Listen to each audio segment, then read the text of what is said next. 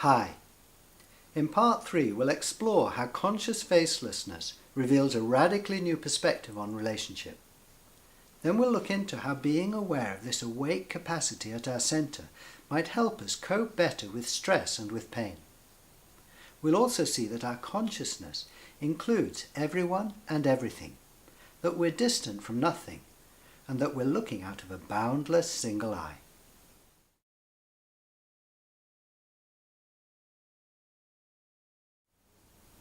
One of the areas where it really makes a difference to be aware of our private identity is in relationship. I'm aware that publicly I'm face to face with others. For you now, I'm face to face with Muka. However, this is just the outside view of our relationship. From our point of view, it's different. Privately, we are face to no face with each other.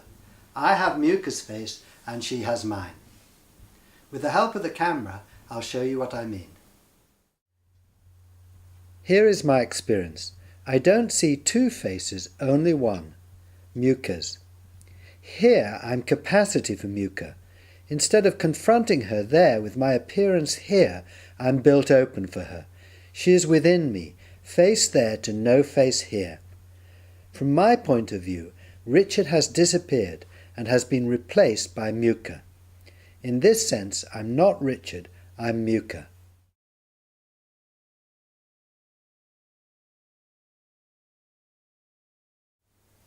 Looking at me now, do you see your own face at the same time? Are you face to face with me or face to no face? Are you living behind an appearance there, closed off from everyone around you? Or are you built open for others? In reality, isn't everyone within your being? Of course, our views out from this space are different. For example, instead of having my thoughts and feelings in your space, you have your own. In such ways we're different. But I find here at centre nothing that separates me from you. There I have your appearance. Here I find this reality that has no one's face on it, no one's name on it. It belongs to you, to me, to everyone.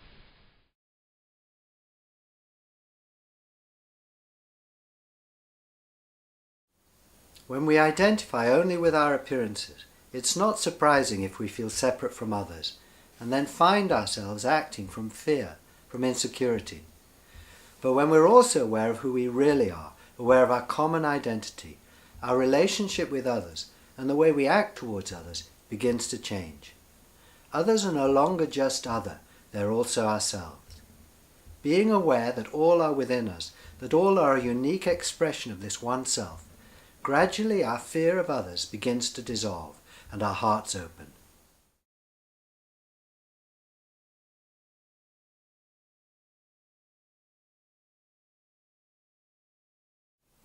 When we identify only with what we look like, we think of ourselves as inside our bodies. Then when we experience stress and pain, it's easy to feel overwhelmed and trapped. It seems that there's only the stress and pain, that there's no way out. But when we see that we're not inside our bodies are inside us, in this awake capacity at our centre, we discover an inner sanctuary that's unaffected by our stress and pain. Being aware of this sanctuary doesn't make the stress and pain go away, but it does make available an inner detachment that means they're easier to cope with. Here's an experiment that explores this subject. Look at your hand. I'm not looking at my hand from behind my face here. I'm not distant from my hand. It's given right here in this spacious awareness.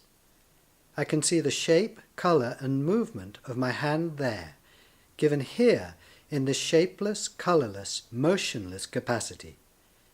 And I can feel the sensation of my hand there, in this sensation-free capacity here.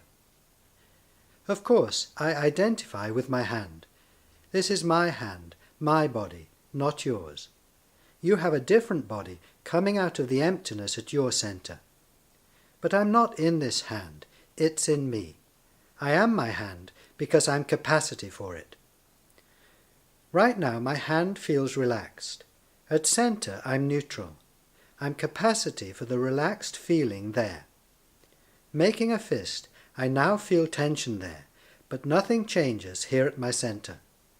Just as it's shape there to no shape here, so it's stress there to no stress here. At center, I remain unaffected, free of the stress. Gently pressing my nail into my finger, I experience discomfort. The discomfort is there in my hand, not here at my center. When you do this experiment, what do you find?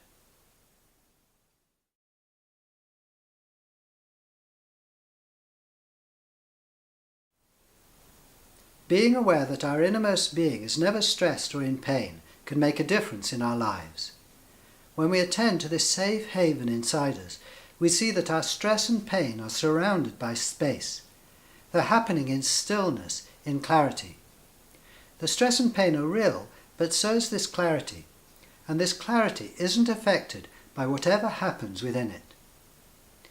Being aware of our inner peace and freedom makes it less likely that we'll become overwhelmed by our stress and pain, or that we'll add extra stress to a situation by tensing against or resisting what's happening.